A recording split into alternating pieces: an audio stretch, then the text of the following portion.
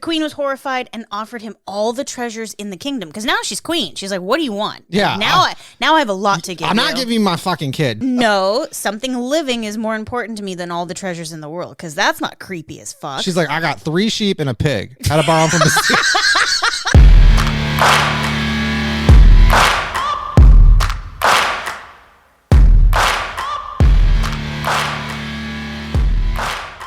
All right, guys, welcome back to another episode of Cracking Spines Podcast. I'm here with Candice. If you're new here, please tell everyone you know about this podcast. Rave about it. Tell them it's the most amazing thing you've ever heard. And if you don't do this, then that'll let us know that you're a horrible person and we don't like you. Yeah. Today, we're going to be talking about the fate of spinning, or as you guys know it, Rumpelstiltskin. Rumpelstiltskin. Wrinkled foreskin. Rumpelstiltskin. We can call him just Rumple if that makes life easier for you. Foreskin. I mean, Rumple. Or not.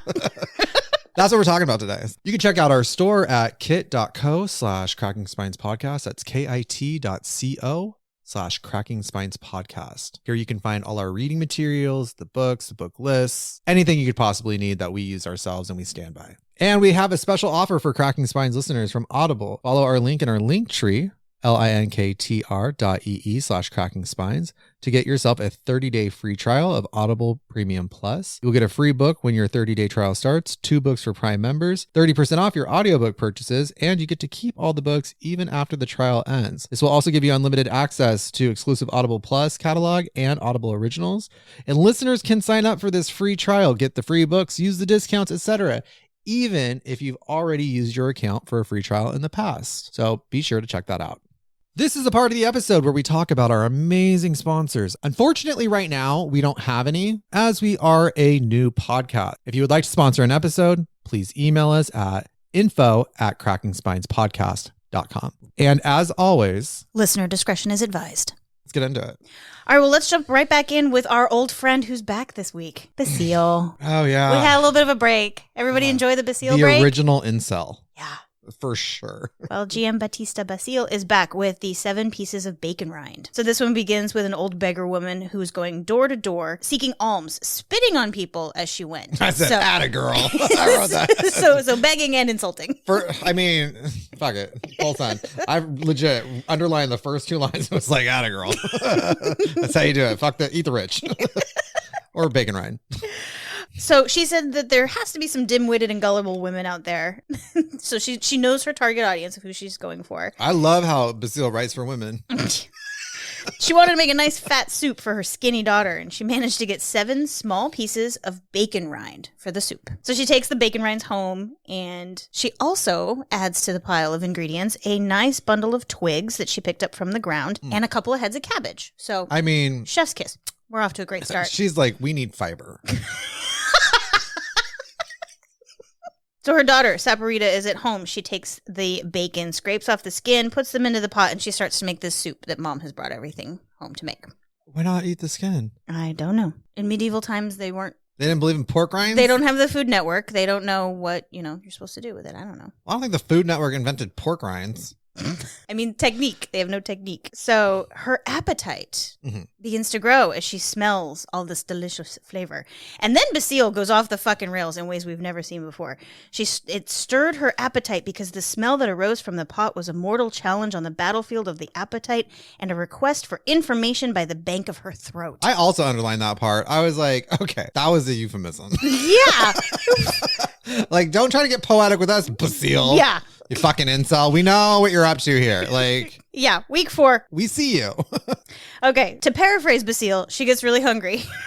Has a deep throat too, apparently. Although she's trying to resist, she's finally provoked by the odors, and she lets herself try a little piece, which tasted so good that she just can't seem to stop herself. I'm going to throw care to the winds. Let's eat, come what may. So Homegirl just has one bite and decides, full send, gonna eat all this bacon that Mom managed to gather for the soup. The one sentence I underlined, because whoever wants to lead a life dictated by fear should become a policeman. I was like, hey, cab, hell yeah. So she says, what could happen to me? The skin on my back is tough enough to pay for the rind. So she's just ready to take whatever mom's going to throw at her because Mom has scarred her up. Yep. She's like, bitch. Bring it. So she swallows the first piece and her stomach grumbled for more and she grabbed a second piece. Then she pecked at the third and gradually piece by piece she'd nibbled all 7 pieces away. So she finishes absolutely every bite of bacon that mom had brought home. Okay, let's get honest here. Okay. How many times have you walked by a plate of bacon or been cooking bacon for, the whole family and someone's running up and you're smacking hands like, get the fuck out of here. It was a very well chosen food choice for this story. Like, seriously, like anytime I am cooking breakfast and there's bacon involved, my husband will walk in, nope, get away from me. Leave. And then once he leaves, I eat a piece. I made it. Yeah, Basile didn't choose the cabbage for a reason. Yeah, he's like, no thanks. So finally she realizes what a mistake she's made and that she begins to think about ways that she needs to trick her mother. So what does she immediately go to as the solution? A shoe. A shoe. I mean... Well, it's a leather shoe, so it's made out of like animal skin. But she just cut all the skin off. Why didn't you just use the fucking skin that you cut off? Throw that in there. She cut the sole into 7 pieces and put them into a pot. Her mom comes back. She tries it, and she immediately knows some shit is up. So the mom says, what kind of trick have you played on me, you cursed sow? What disgusting stuff have you put into this soup? Do you think that my stomach's become an old shoe and you want to provide me with new soles? Quick, confess right now and tell me what has happened. Otherwise, you'll wish that you'd never been born because I'll break every bone in your body. Fucking Christ. So she immediately begins to deny everything. Yeah. And she placed the blame on the vapors of the pot. She's like, no, I didn't do anything. The pot must have boiled it down to taste like leather. Oh, yeah. But like, Mom, weren't you trying to fatten her up and you're mad at her for eating? Mm-hmm. Come on. What kind of abusive relationship is this? So Mom grabs a broomstick to answer your question. Okay. Basile is back with a vengeance. So Mom just takes a broomstick and just starts whacking her way more than 7 times is the way Basile puts it. She's chasing her all around the house. I mean, it must have been a spectacle. I can only imagine what this must have looked like from the outside because just then a merchant happened to be passing by. Heard the daughters scream, so he just enters the house because, why not? They're women. He's a man. He can do whatever he wants. Right. Seeing how badly the old woman was treating the daughter, he took the broom out of her hand and said, what's this girl done that you want to kill her? Yeah, bitch.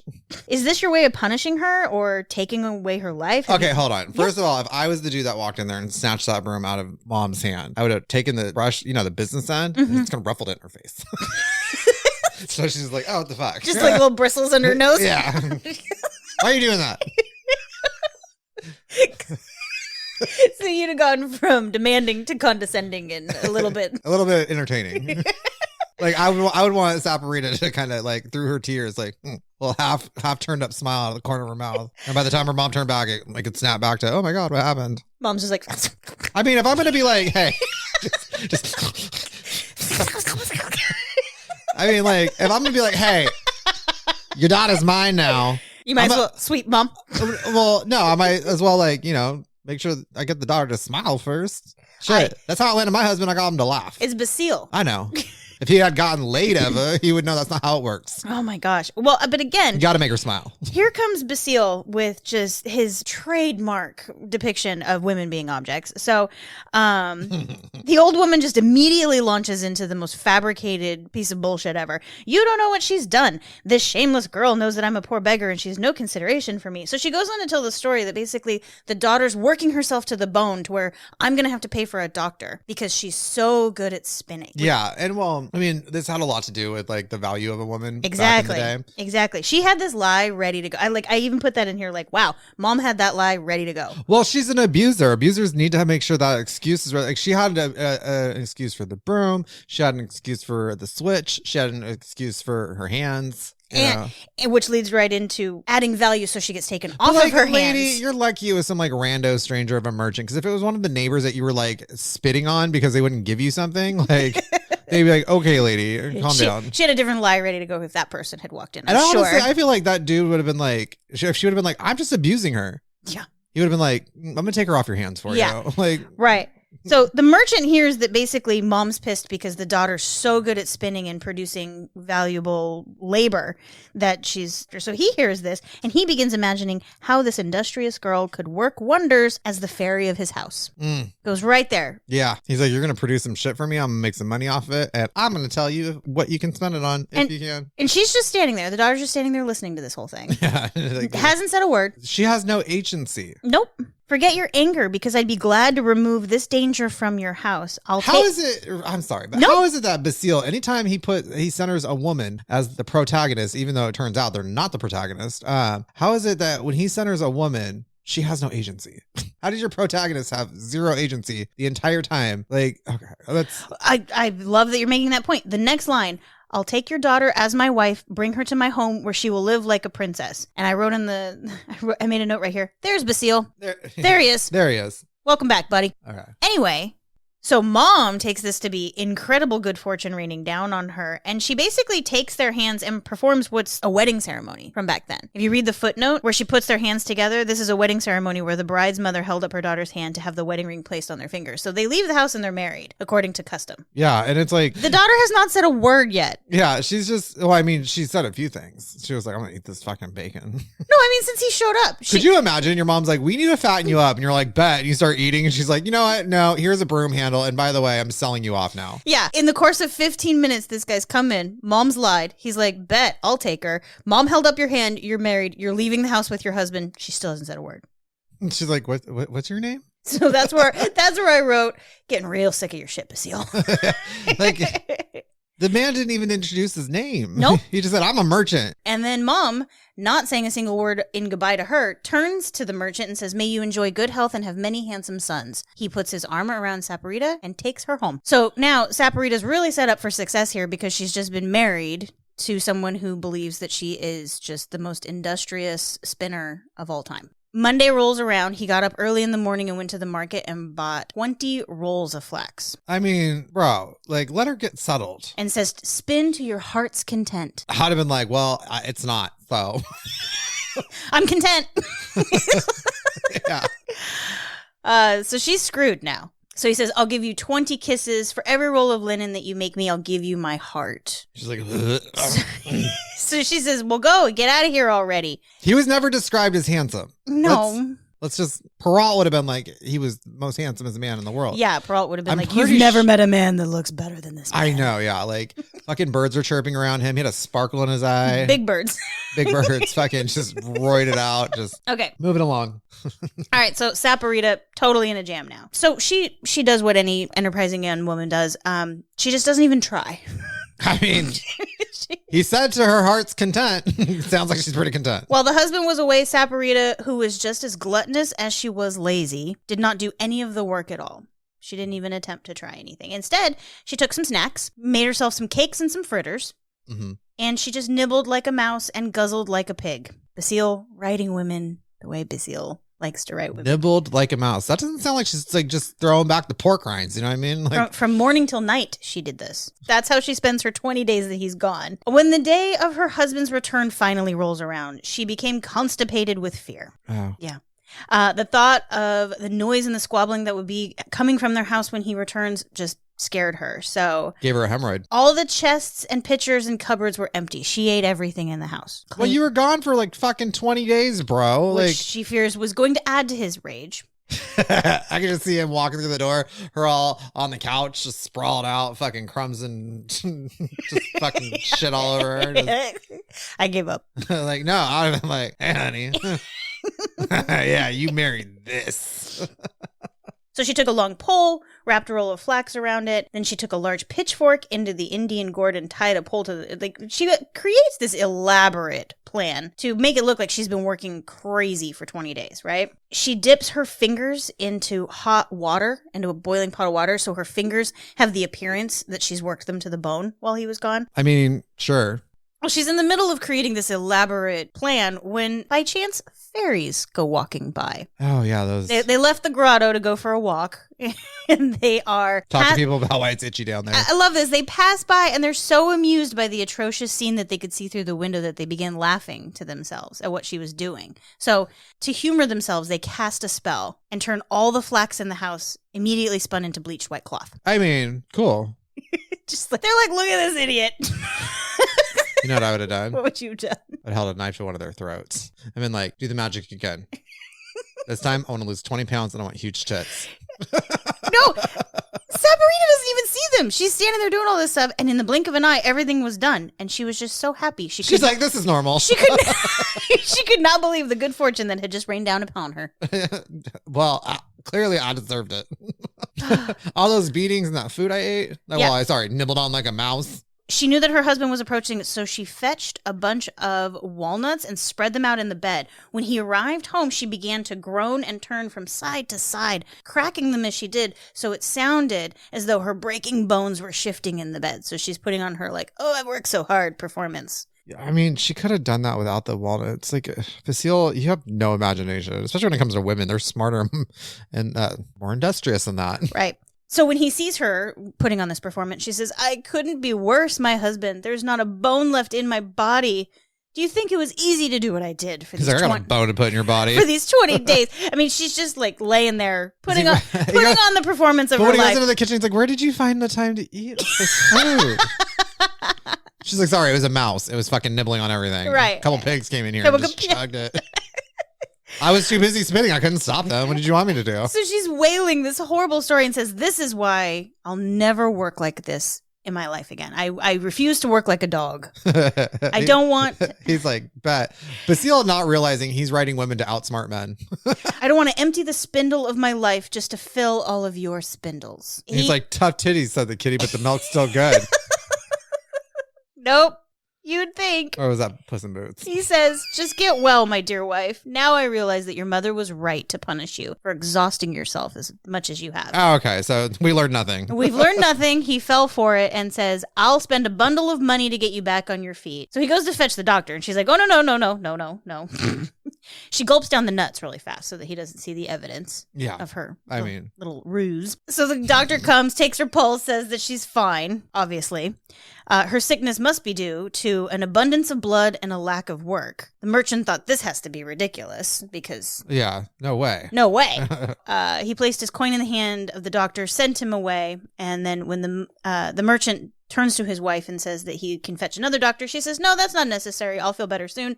And he says, okay, well, from then on, you're not going to do anything to exhaust yourself, but lay here and be my beautiful wife. The end. And then a reminder that this is a Rumpelstiltskin story, technically. The barrel full in the slave girl trunk, meaning she got to reap the rewards without doing any of the work. Any of the work whatsoever. Good for her. With the sympathy. Good for her. Yep. The original sugar daddy, sugar baby situation here. Just saying. Mm-hmm. They usually come from a broken home. Just put it out there. Good for them. Yep. She basically gets to live. Basile has gaslit so hard, he ended up gaslighting himself. Yeah. That's a really good point. Like, he gaslit so hard. He hates women so much that he ended up gaslighting himself.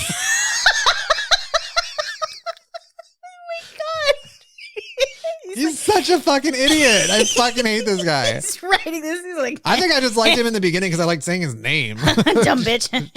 and something about, like astrological bodies or whatever. Right. So where we ended this story is basically Basile going, this shows him or her? I fucking said that. This is the end of Basile for now, right? Yeah. No more Basile. We might bring him in if we read a book that we're like, oh, this reminds me of Basile. Yeah. But that is the last of Basile for the month of March. Oh, yeah. Oh, fuck that guy. Moving on. Let's move on to Marie-Jeanne Lethier, who is the niece of Perrault. Yes, absolutely. And her rendition of Rumpelstiltskin, Ricdin-Ricdon. So just reader discretion is advised. You don't actually have to read the first 6 pages because the protagonist is just going to recap it in 5 paragraphs. So just out the gate, she's giving me a reason to be misogynistic. Like Candice and I was like, why is it the woman? When you told me that, I was like, I thought maybe you were exaggerating. I didn't think it was that on the nose. You thought I was actually being well, I did just got done reading Basile. To our listeners, he's not joking. There are 7 pages of things that happen, and then 7 or 8 pages in, she meets what is the Rumpelstiltskin character in this book and recaps the last 7 pages for you in a page and a half. Oh, I was definitely stoned when I read this one. Okay, great. There's all kinds of notes in here. Okay. Anyway.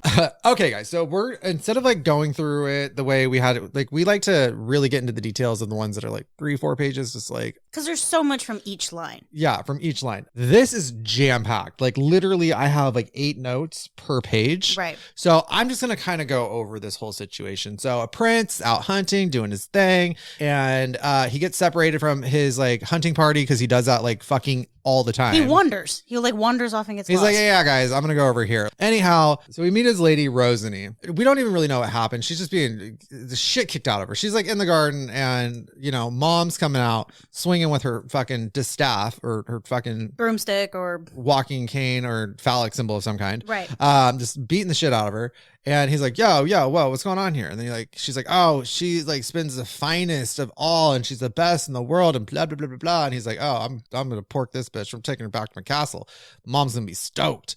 What's interesting in this one is that she calls out what kind of a like dumb prince he is, because she answered him mockingly and told him that lie. He uses the word mockingly. And the daft prince thought she was serious. So we've set him up as like a, okay. I wouldn't say he's dumb. I just think he's sweet. You think? He's kind-hearted. She uses the word daft a couple of times, doesn't she? Yeah, well, she's a bitch. Like, who are you gonna trust? The sweet prince who's actually very kind to her? Because he has no eyes for anybody else. He never has. No. Never cared. Falls hard. I wrote here. What surprised most people, however, was that such a vivacious prince had not yet fallen in love and did not respond to affairs of the heart as something significant. I wrote right next to that, big gay homo, because he didn't like care about anybody else. He's just like, yo, but when he meets Rosany, he's like, damn, baby, you're the one. Hey, is that a mirror in your pocket? Because I can see myself in your pants. You know, very that. Peralt's niece does exactly what Peralt did, which is it's jarring to go from Basile to the love and courtship and flowering language of this, because like, I mean, I feel like she could have talked to her uncle about articulation and being a little bit more concise. Yeah. Because she's not brief. She is not. Like, so he brings her back and he presents her to the queen, and this is the best spinner ever. And the queen's like, oh, okay, here's a whole room full of stuff. You can do what you need to do and spin this and prove to me that you make the best fabrics and blah, blah, blah, blah. And so she's put in this room and she's sitting there and she starts crying. Then she goes outside and she comes across this man. He's walking through. She's like, I'm going to jump off that fucking cliff right there. Mm-hmm. Like, that's what she's about to do. And he's like, yo, girl, what's up? What's the problem, lady? And she's like, oh, I don't know. I just can't talk to you about it. You're a stranger. And he's like, tell me. She's like, okay. And she just recaps the first 7 pages. Right. In 5 paragraphs. Right. Literally. So he's like, hey, I'll tell you what. I'll hook you up. I'll give you my magic wand. He's going to give it to her. Yeah. It's phallic symbol. She got beat with a staff. Now she's been given a wand. It's like, I know your uncle was alive when Basile died, and did he read some of that shit to you? Anyway. Sure. She was having trouble like making herself like look good because she didn't know how to like dress herself and do her hair and makeup. And all the maidens are making fun of her. Yeah. They were like, you know what you're doing. She's like, yeah, were you beat with the staff? Don't think so. So. And they're like, yeah, but your dress is on backwards. Yeah.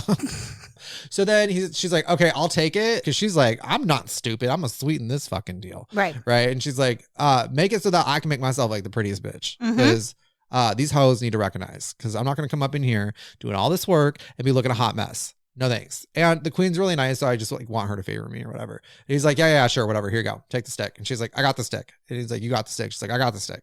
And then so she leaves and goes in, and then she's like, bam, turns everything into like the fabric. It's nice. And she's like, bam. And she's like, Playboy centerfold. And then everything goes to the queen. The queen's like, you're great, you're amazing, whatever, blah, blah, blah. And then the deal with this guy was, oh, my name is Ricdin-Ricdon. And I'm going to come back to you in 3 months' time. And you're going to have to remember my name. And she's like, oh, that's easy. Immediately forgets when he walks away. Yeah, he says, you're going to have to be able to give me the wand back and thank me with my name, basically. I mean, obviously that's all she had to pay for this huge. Well, I mean, hold on. Like, she told him like in 5 paragraphs, like a 7-page story about how she was beat all the time. And he's like, oh, she's got post-concussion syndrome for sure. She's going to forget this conversation. I'm taking advantage of that. Basically, he's the devil in this. We'll get more into that later because she makes a deal with him. And then turns out she didn't actually belong to the mom that was beating her. That was like an adoptive mom. Right. Because her mom is actually the queen of a place called Fiction Land or something. Yeah. This soap opera goes off the rails so fast. She's like, well, it's a fictional place. We'll just call it Fictional Land. Yeah. Like I feel like she put that in there and made a note to like rename it later. Go back and change it later. And she forgot. And she's like, whatever, this will work. So during her stay in the castle, being like, bam, cloth, bam, curtains, bam, beauty queen with her fucking wand, one of the maidens was like, but I want the prince. Right. And he's like, we're like siblings. I don't care. Yeah. It's important to note here at this point, before we continue forward, just to continue painting the picture for those of you guys that are listening that didn't read it. She makes a point that all of these girls are 17. Yeah. That should set some framework. Yeah, I mean, this really is. Real. This is passions at this point. Yeah. Continue. So I can't remember the chick's name, but she was like totally into the prince. Right.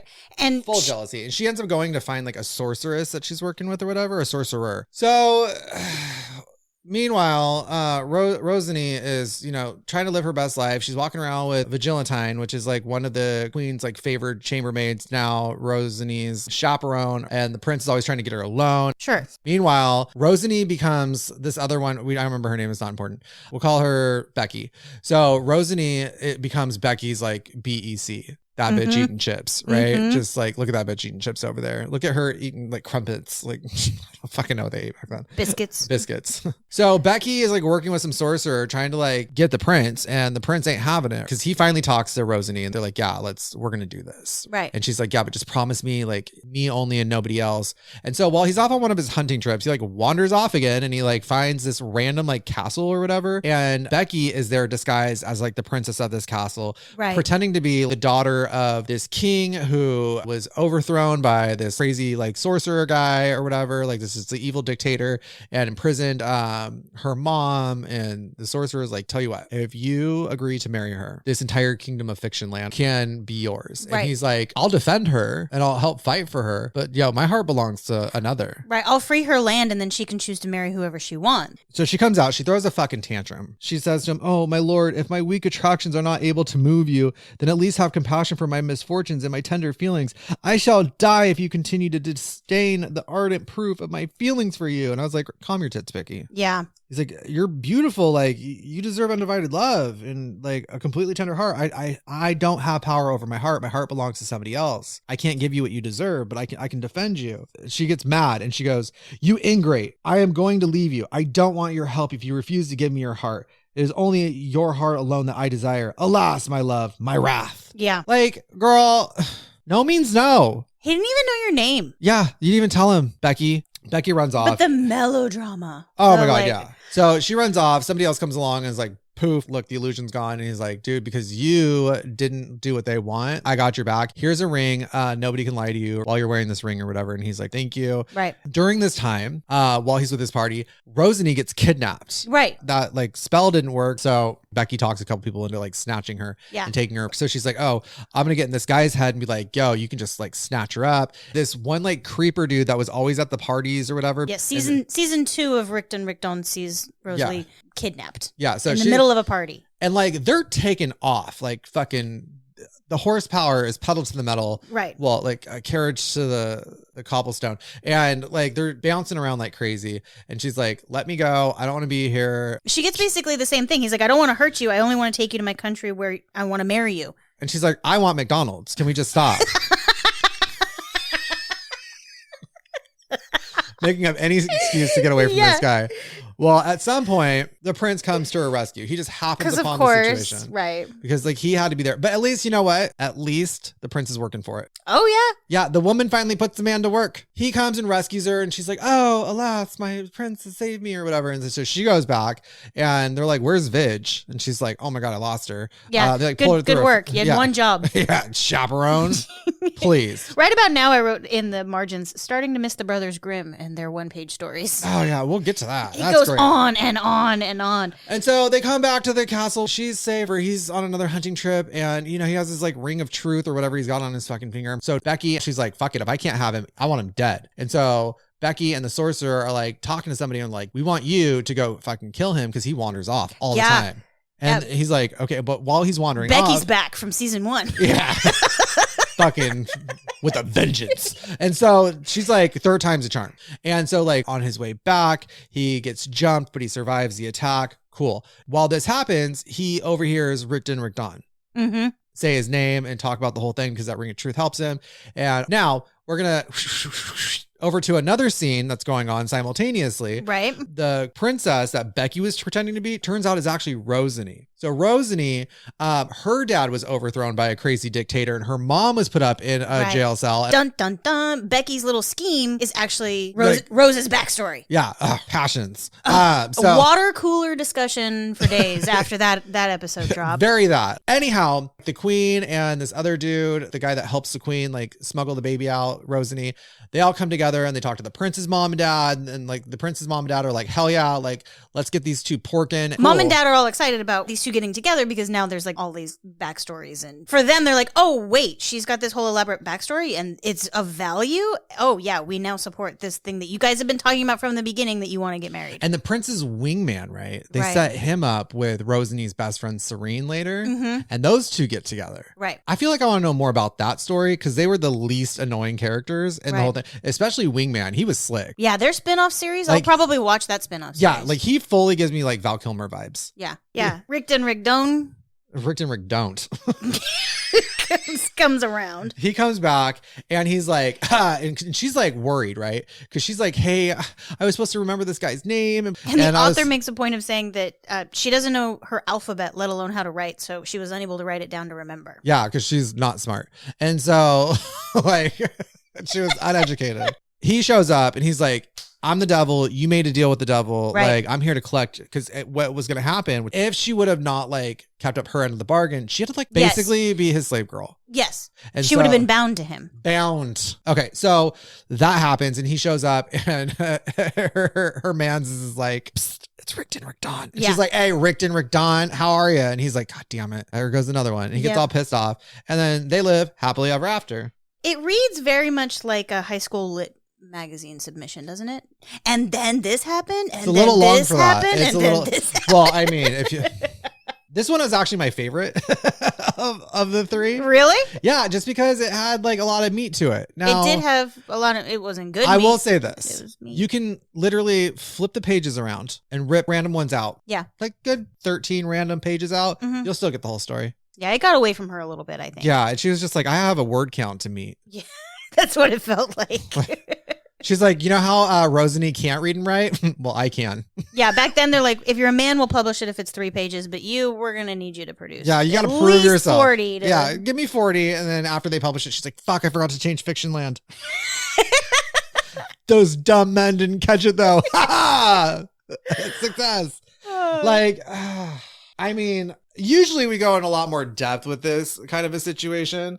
This was such a surface level story. It was. Like, these are the kind of notes I have. I don't have the skill to dress myself properly and thus distort the gifts that nature has bestowed upon me. It's called fashion, Brenda. Look it up. This is the shit I wrote. Honestly, I mean, Rosany, again, is a prop. Yeah. Everyone has their own side story. Yeah. She literally could have written 3 stories out of this. Like Ricdin-Ricdon is just like, oh, okay, well, I lose, and like walks away. Like that's the end of it. Right. He's barely even a catalyst to drive the story. Yeah. Like he shows up. He's a side quest. He literally shows up the beginning, the middle, and the end. Mm-hmm. I feel like the reason why he came into the middle was for the end and just to remind you. And she's not agonizing over him the entire time. At all. It's not like he's driving her motivation the entire time. She's forgotten about him. She's basically gone out the Saturday night before rent is due and spent all her money on drinks. You know what this feels like? It feels like the author had a story that she wanted to tell, but the assignment was it had to fit within the Rumpelstiltskin theme. Yeah. It does feel like that. And we're poking fun at the way it rambles and the way that it goes on. But what you were saying about how she has no support system, she's lost. She's ambling. You know, the motif through this is, you know, women having no foothold in society. And we'll get into it when we finish Grimm. We always circle back to the motif and talk about it overarching. But to listen for it when you go into Grimm, women having very little control over their destiny. Period. And she really makes her completely lost in this world to the point where her backstory and then who you thought was your mom is not really your mom. I mean, talk about a girl floating through life. But what I do love that was it marie-jeanne, marie-jeanne, what she did in this was the most powerful of all people in the situation are the moms. Right. The king, his prince's dad he's alive. He's just not really talked about. but the queen calls all the shots. And then when it came to her mom, the queen, her mom was like conspiring behind this evil dictator's back to be like, get my kid out of here. We're going to do this. We're going to do that. I'll come back and get her one day. And she does. And even her not mom beat the shit out of her. creating that whole ruse to put her onto her path. They're making things happen. We'll do Grimm and then we'll talk about the motif. And I think that it'll pull it all together. But you'll see, how this one's long and it's rambling and it's easy to kind of poke fun at. But the motif itself is, women having this spinning profession as their only option. Yeah. All right. So let's talk about Rumpelstiltskin. The first version by the Brothers Grimm. There's a note on this. Rumpelstiltskin. Okay. Good note. That's German Thanks, for wrinkled foreskin. Okay. All right. I stand by what I said. So we start off this story with a miller who was poor, but he had a beautiful daughter. Yeah, she was gorgeous. Back into the Grimm. They're like, the Grimm storytelling. She was fucking hot. Right. Now it happened that he was talking to the king one time, and in order to make himself look important. Okay, I'm going to stop you right there. I'm calling bullshit, Brothers Grimm. Millers didn't talk to the king. He was having coffee. He's like, yeah. That's the local Starbucks. Aren't you the king? Yeah, I'm the miller. Want to hear about my daughter? Absolutely not. Well, he's chatting up the king and shares with him. I have a daughter who can spin straw into gold. Just trying to look important. And the king's like, I'll be. You don't say. The king's like, well, that art pleases me. Yeah. She can make money. Yeah. Well, if your daughter is as talented as you say, can you bring her to my castle tomorrow and we'll put her to the test? So Dad's like, sure, bet. That seems like a good idea. I'm just going to double down on this lie and bring her for a test at the castle. What could go wrong? Yeah, seriously. I mean, sounds like a great idea. So they bring her a spindle and a spinning wheel and say, get to work. If you don't spin this straw into gold by the morning, then you will die. I was like, that escalated quickly. This is like a fucking third paragraph. We're in it. So they lock the door and she remained all alone. She sat there feeling so sorry for herself, and then she began to weep, and the door opened. There it is. We're not even through the half of the page yet, and she's weeping. Oh, my life is so... But you know what? This time it's a man's fault, so this is more realistic. Wouldn't be a Grimm story if she wasn't in tears the entire story. So she begins to weep, and the door suddenly opens, and a little man appears. Good evening. Why are you weeping? Oh, she says, I'm supposed to spin all this straw into gold, and I don't know how. So he basically says, well, I'll do it. What are you going to give me? And she offers her necklace. Okay, so let's recap real quick. The miller, I don't think they were at Starbucks. I think they were at the bar. And, hey, you know what? King, I think you're so fucking cool. My daughter, it's been strong gold. Bring her to the castle then. Mm-hmm. Very much that. And he's like, in those rags, bro, bring her by. And Dad's like, bet. Fucking will. I don't know what he thought was going to happen. He woke up the next day like, oh shit, and looks at his hand, take daughter to castle. Oh. Yeah. Oh, I fucked up. I fucked up. Sweetheart, you love your dad, right? So the little man takes the necklace, sits down at the wheel, and begins to go to work. He's being pretty chill at first. He was like, yeah. Then she's like, here's my gold necklace. When he could easily spin all this shit into gold. Like, he doesn't need a necklace from her. He can fucking make it out of straw. Right. And he's like, cool. Like, you're willing to give me something? I got you back. Mm-hmm. So the king arrives in the morning. He comes in at sunrise. He sees all the gold, and he's so surprised, but so pleased. Oh, yeah. Meanwhile, the dad is like, fuck, dude. She could do that? I was right. I gotta stop drinking. How did I not catch that? Maybe I did. Fucking Christ. Gold? He saw all the gold and his heart grew even greedier. So he locked her in the room again. And this time with an even larger stack than before. So now her workload has doubled. He's like so incredibly happy, but he's like, now do twice as much. He's like, that's cute. Right.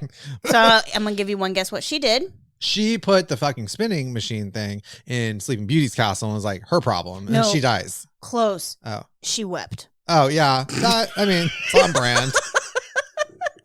So she begins to weep, but here comes that strange little man again who opens the door and says, what will you give me if I spin all this into gold for you again? And she says, how about the ring off of my finger? Yeah, where is she getting all this jewelry? Her dad's a miller. I don't know. With a drinking problem. We've decided. Yeah, I mean, there's no other logical explanation in this situation.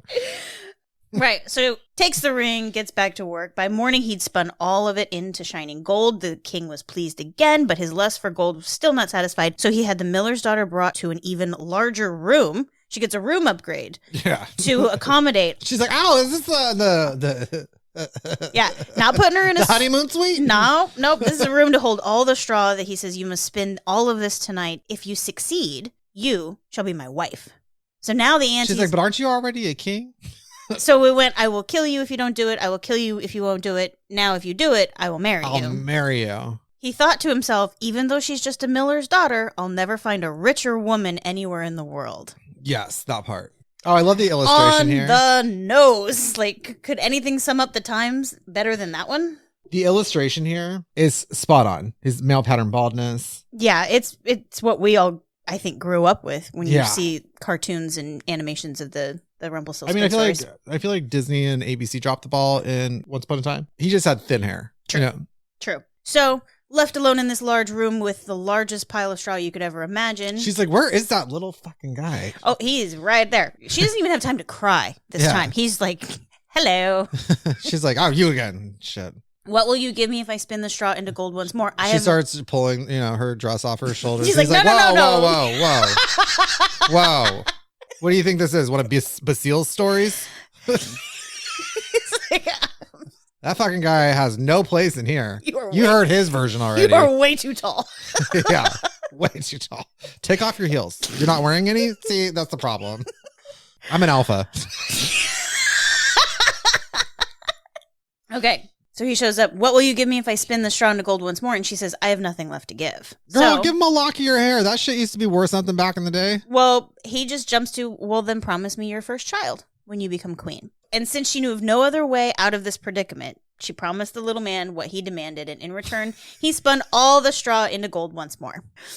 Okay, so he spins all this shit, turns into gold. King comes back. He's like, bam, be my wife. And she's like, okay. He's like, I wasn't asking. She's like, oh, shit, okay. Yeah, that fast. He married her and she became the queen. Yeah. A year later, she gives birth to a beautiful child. The little man had disappeared from her mind. So she was like... She didn't even think about it. She was like 3 months. Yeah. Do this. And didn't even have that promise in You told me you'd kill me twice. Right. And then, by a stroke of luck and an alpha male, here we are. I'm pushing out your child. Right. Ugh. I think it was implied that she would have been killed if she would marry him. So, I mean, she really had no choice. She was here. coerced. I mean, technically, that's not a legally binding document. As soon as Dad started running his mouth at the bar, like her fate was sealed. She was either dying or marrying this guy. I'm surprised it didn't happen sooner. How old was she? Probably 17, I'm guessing. They usually are around that. Okay. So, he may have disappeared from her mind, but the promise is still out there. So he reappears in her room and says, now give me what you promised. The queen was horrified and offered him all the treasures in the kingdom. Because now she's queen. She's like, what do you want? Yeah. Now I have a lot to give I'm not giving you my fucking kid. Do I look like my father? So he's like, no, something living is more important to me than all the treasures in the world. Because that's not creepy as fuck. She's like, I got 3 sheep and a pig. Had to borrow them from the What kind of deal you're trying to fucking make here, bro? You said living.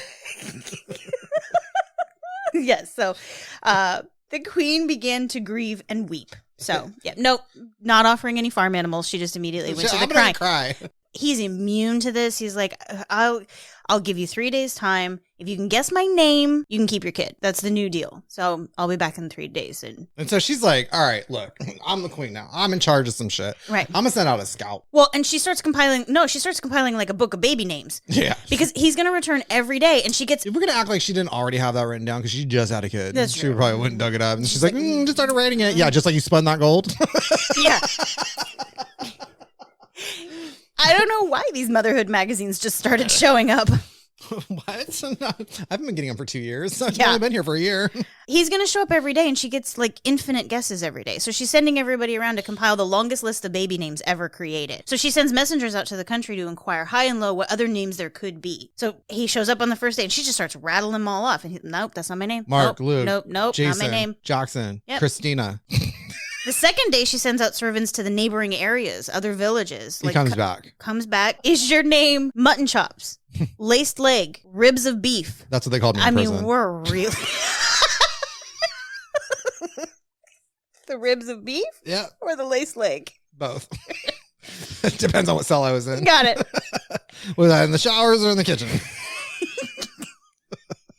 But he always replied with, "That's not my name." On the third day, the messenger returned and reported, "We can't find a single other name to give you here. This list is done." Yeah, Johnskis. But I was climbing on a high mountain at the edge of the forest. This list is done. However, there is one more. However, I saw a small cottage, and in front of that cottage, there was a fire and a ridiculous little man jumping around. Does that interest you? Do you think that might be helpful? She's like, sounds familiar. Continue. So this messenger repeats the song that he's singing, of which he says, "Rumpelstiltskin is my name." So you can imagine how happy the queen is when she heard that. And as soon as the little man entered and he says, "What's my name, your highness?" she first guesses wrong. No, she's doing on purpose. Is it Heinz? No. Like, is it hold on. First of all, there's no. We've gone through the entire list. All the names are gone. But I did hear this one. She's like, okay, hey, I have 3 more names to call you.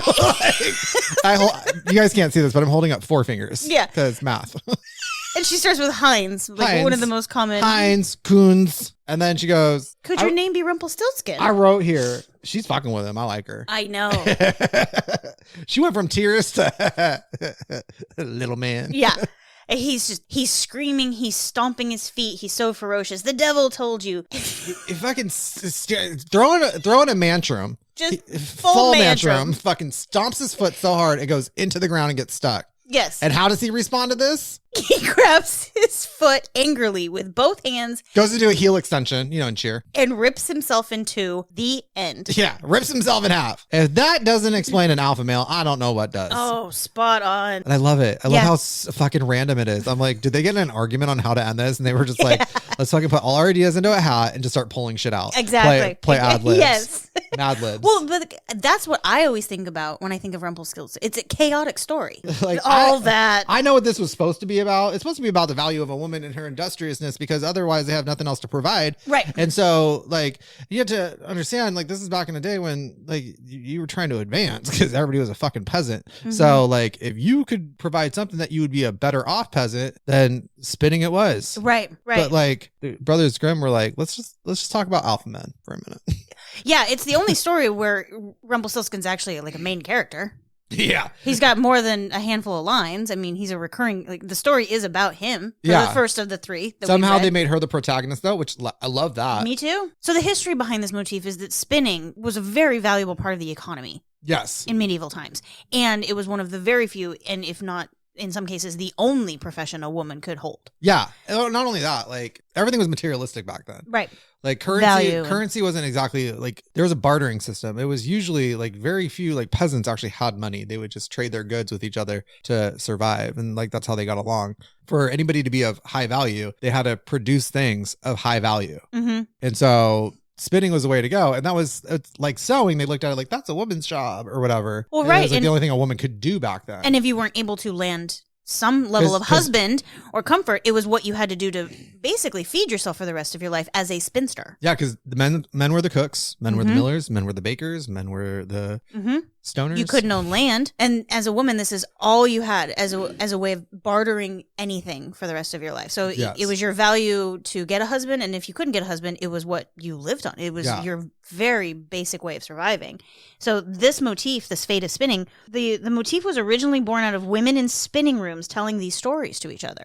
Yeah, well, it's also so that's where like the fable, the fairy tales and the folk tales come from, is women coming up with these stories as they sat in these spinning rooms together, and that's where it evolved. And then these, yeah, but I think the story that it's supposed to be, the men wrote them. Trying not to be misogynistic, but I'm kind of choosing to be with her. Mm-hmm. This is teaching young women, like, you can't just like not be good at something because you know, sure, someone can come along and rescue you, but then you're still in danger because when they figure it out, you're in. So it's like this constant, like, like you're not worth anything.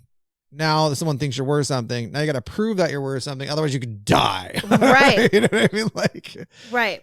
Fuck. Even if it's your husband, like if you think about the first story, it's like you can't lie to people. You have to learn this. The first one, she's like, I don't want to.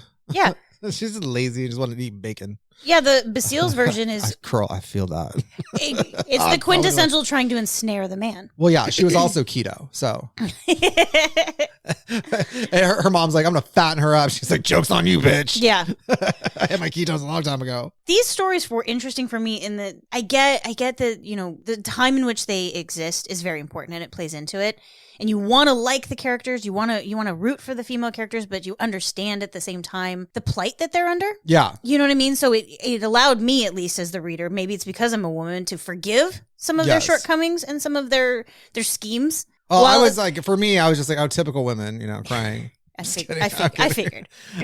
No, I know that's not of you, but it whatever lens you look at, these characters, especially the female characters, look very different. The main characters, and it's like through their time lens, it's like, okay, I get it. Well, also like I can't look at you through the 2022 vision. And I love that you're like talking about this like their time lens, because when I look at it, like anytime I read a folk and fairy tale, like the one thing I'm constantly thinking of is how could this be readapted to modern day social constructs, like and. I didn't have a problem with like Sleeping Beauty. That one was pretty easy for me. Cinderella was pretty easy for me. Little Red Riding Hood's pretty easy for me because you've seen them done. Right. You've seen them done. But like, I mean, just in my own imagination, it's not hard to like readapt like the main message of this. Right. But when it comes to Rumpelstiltskin, I'm like, how could you readapt this to what social construct would that play under? Right. I feel like you would have to figure out like a really crafty way of it being like the gender pay gap. I think that's like the direction you'd have to go in, because this motif speaks to the value of a woman's work and what work is to be considered valuable. Right. You know, and like when you look at the gender pay gap, like how's that saying go? Like there's a reason why men are paid more because they choose jobs like doctor, lawyer, scientists, and women choose jobs like female doctor, female lawyer, female scientist. So, well, I love this conversation because if you chose the wrong person to readapt it, depends on whether or not you want her to be likable, because you could very easily take it to the sugar daddy and snaring a man. You know what I mean? Like tricking him into marrying you, trapping a man. So we would have to go with Basile. You would have to readapt this very carefully, because if not, you're telling a horrible story in modern times of a woman trapping a man, which is such a horrible, horrible trope. I think the closest that we've come to a readaptation of this is the Once Upon a Time version, where we see the miller's daughter storyline with Rose McGowan, which is set in, it's not modern day, but that's probably the most recent we've seen this story. Once Upon a Time is the smartest fucking thing that Disney could have ever done. Rose McGowan as the miller's daughter leans into, she trapped him. She had to do what she had to fucking do to get to where she needed to go. To survive. And that's one thing I do, like when we talk about the adaptation, since this is the last story of Folk and Fairy Tales, are wrapping up the month. I didn't like Disney because Disney took, public domain and copyrighted it. Right. And they kept the elements of the stories that makes the story most recognizable. So like there was nothing you could really change without falling away from it. Had they like approached it the same way they did with Once Upon a Time, where they layered all these stories together and they adjusted the storylines so that they fit well with each other, it made so much sense. Right. Mm-hmm. Should we do bookends? Yeah, let's do bookends. All right. Let's get into it. Wrapping up the month. Bookends. This is where we ask you guys the questions that we think you should be asking yourselves as you read these stories. Question number 1. All right. Who are you recommending the Fate of Spinning motif to read? Who should read this one? Who do you recommend it to? Alpha men. So they can learn in the end they always lose. Nice. I like that. I just came up with that off the top of my head right now. That's so smart. You should really let other people tell you that. Fuck off. My recommendations this month primarily have been for people who like the Disney version, and you should know where it came from. Yeah. I think definitely folks who like Once Upon a Time, the show. Yes. Because I think most of us who like that show like Rumpelstiltskin's character arc over the years. So this is fun to read from that. But folks that hate Disney, I think you should read this one, because Disney has not tackled this one. Disney has, with the exception of Mr. Gold. Yeah. We don't have an adaptation of this, really. We don't. We really don't. So it's fun to read one without the Disney shit in the back of your brain. Okay. All right, question number 2. What questions do we think people should take to their book clubs or their friends' discussion groups if they have read this and they want to talk about the Fate of Spinning motif? How would you readapt this, and to what social construct would you apply it? Mm-hmm. That's my question. Nice. How would you readapt this, and to what social construct would you apply this? Okay. I would say talk about the Rumpelstiltskin character is not always the main character. No. So I think it's interesting to talk about what he either represents or what his purpose is, because the motif is Fate of Spinning, which is present with all 3 of Like, if you don't learn a skill, you ain't going nowhere in life. And that's a big theme that we talked about in terms of like the reality of women and all of that. So also known as Rumpelstiltskin feels very like that dotted line feels very long. Like, you know, the neglected daughter Cinderella, that connected real quick. Yeah. So the Rumpelstiltskin character who doesn't even exist in Basile's. True. Do you think the merchant husband in Basile's version is technically the... No. So he is just genuinely absent from the first one. Actually, Basile gaslit himself so hard. Right? The merchant husband became the object, and she got a vacation. Yeah. She was fucking throwing back pork rinds. And then her life set at the end of the book She when he fucking comes tricked back. him. All right. Question number 3. Casting call. Oh, casting call. Okay. So speaking of Basile, let's talk about that one. Okay. So who would I let's see, who would I put as the protagonist? The who would play the daughter? Yeah, I'm trying to think of someone. Amy Schumer.